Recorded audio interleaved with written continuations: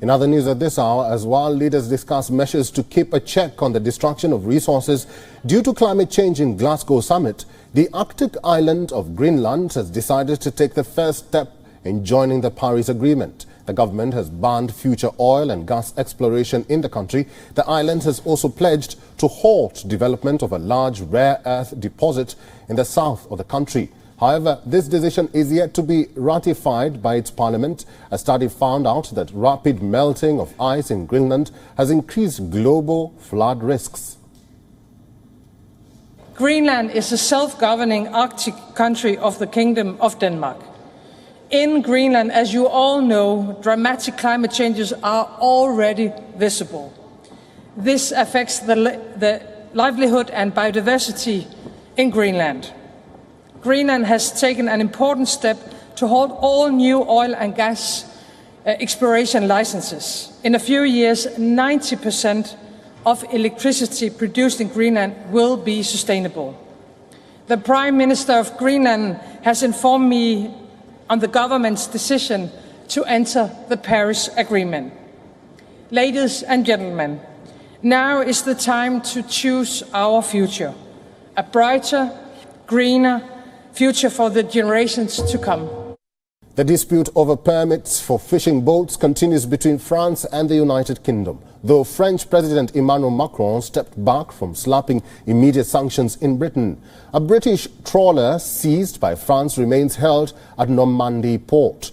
Earlier, British Environment Secretary said that he understands the vessel has been freed by France. A spokesperson later clarified and said that the minister had misspoken. Meanwhile, France has sought an immediate response from Britain on licenses and conclusive meeting under the European Commission.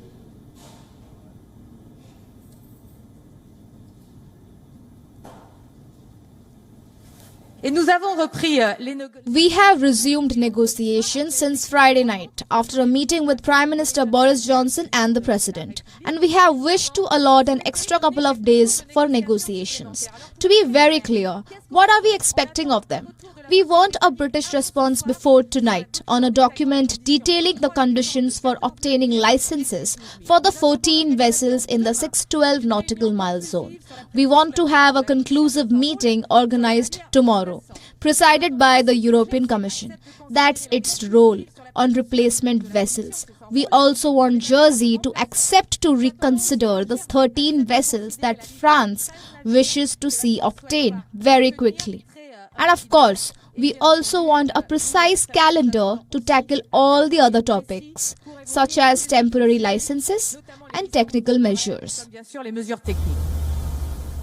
There was confusion early Tuesday about the fate of a British trawler held by French authorities and the state of a major fishing dispute between the two countries. British Environment Secretary George Eustace said he understood the vessel had been freed, but the boat's owner later said it was still being held at the French port of Le Havre. As of Tuesday morning, ship tracking data showed the vessel was still in France. It comes a day after French President Emmanuel Macron said his government was postponing sanctions against Britain. France alleges Britain has not honoured a post-Brexit deal on access to British fishing grounds. Macron warned France would retaliate by stepping up checks on trucks coming from Britain. He also said France would ban British trawlers from docking in French ports. Macron, who is in the UK attending a UN climate conference, told reporters Monday the French plan was on hold until they saw the outcome of renewed talks. Eustace said postponement of the sanctions marked a welcome move by Paris to step back from escalation.